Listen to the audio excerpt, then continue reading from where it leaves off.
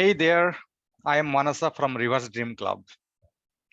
Today, we'll be discussing about project number 3, Get to the Point from the Effective Communication series. We call it CC3. So what is Get to the Point? Get to the Point is all about being clear about your viewpoint. That means being clear about the objective of your speech. Unless you are clear about the objective of your speech, your communication cannot be effective communication. There will have some gaps.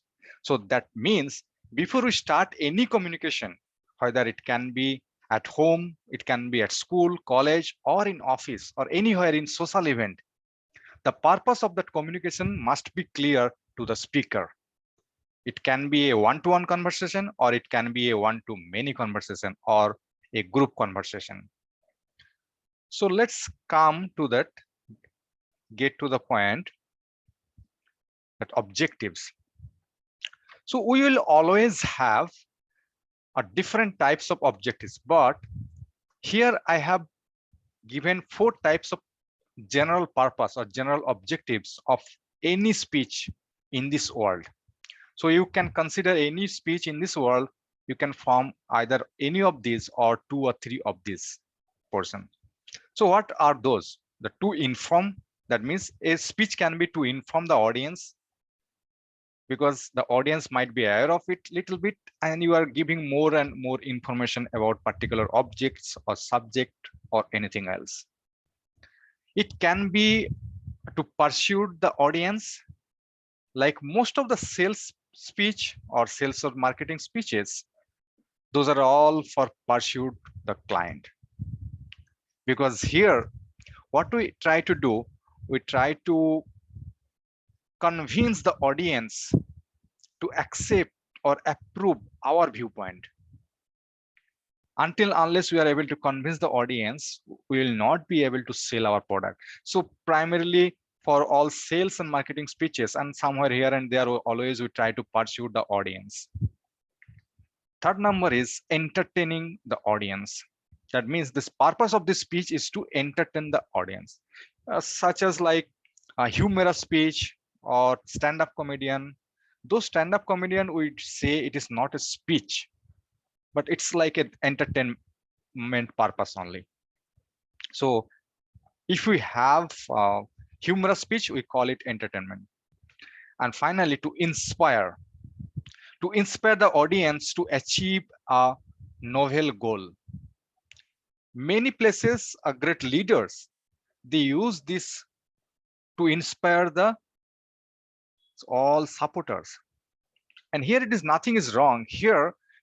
We can inspire even you also. If you're a student, like I can inspire you to achieve 90% or 95% marks, and you can get a good opportunity or great opportunity in your life. So if you are working in any company and your manager or your leader should inspire you to do a little bit better where you are lacking, or to do where you are really doing great, and so that they can inspire and help you to achieve your greatness. So these are the main primary point. So if you consider any types of speeches in this world, you can see that either one of these or 2 or 3 of these coming together. Like say one speech might be just to inform, or that same speech can be just to inform as well as the speaker entertained also the audience. Now we have a understanding of general purpose of our speech, whether we are going for to inform the audience or pursue the audience, or just to entertain the audience, or any of these 2 or 3, or to inspire. Now if we dig into little bit depth, then we can find out the specific purpose of the speech. So specific purpose means the main objective of your speech.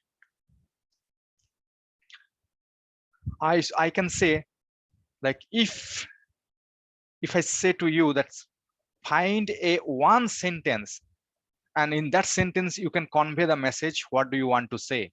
that actual speech, it can be a 2 minutes, 5 minutes, 10 minutes, 30 minutes, 1 hour or 2 hour speech. But that whole speech, you need to convert into a one single sentence. And that sentence, all the audience can remember it easily and understand it easily. So that is the specific purpose of that speech. Any speech should have a specific purpose and it should be clear and concise, so that no a single word should be useless in that particular sentence. And you can repeat that sentence during your speech twice, thrice, or 4 times, so that it will be easy for the audience to remember. So main thing is here, what do you want audience to do, to be able to do after listening your speech? That is the specific purpose. That means, are you asking the audience to take any necessary action after listening your speech? And if you are doing so, then it should be some realistic action, or should be which is easily possible or at least possible to achieve. If it is not realistic or not possible to achieve, then no one will try to do it. So consider your specific purpose of your speech in such a way so that when you are asking them to call for action, it is possible to achieve.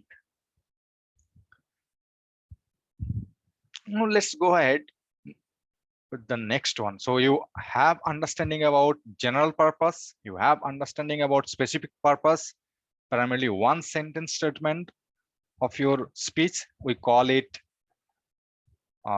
conclusion part. We call it the main goal of that particular speech. And whatever you say, you need to say with confidence. How do you get confidence? You already are aware of the purpose of the speech, because you know general purpose, specific purpose. And from the project 2, we have learned how to organize your speech, how to say it with introduction, body, and conclusion with supporting materials, so that it gives the confidence to the audience that what you are saying is correct and absolutely right. They will trust you.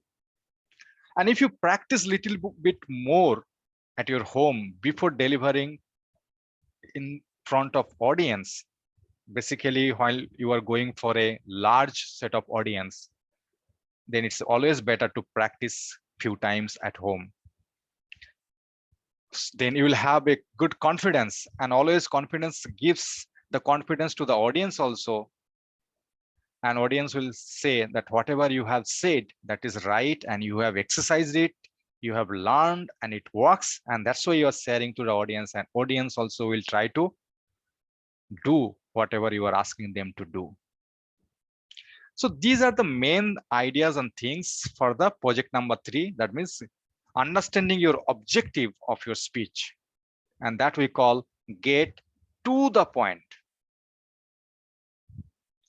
So with that, that's all for project number 3.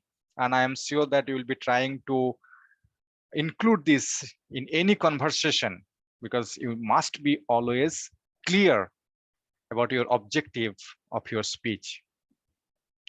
And for now, that's all. And still, if you have any question or confusion, you can write me down below. I'll try to give all the answer as early as possible. And thank you very much for listening this speech. And bye.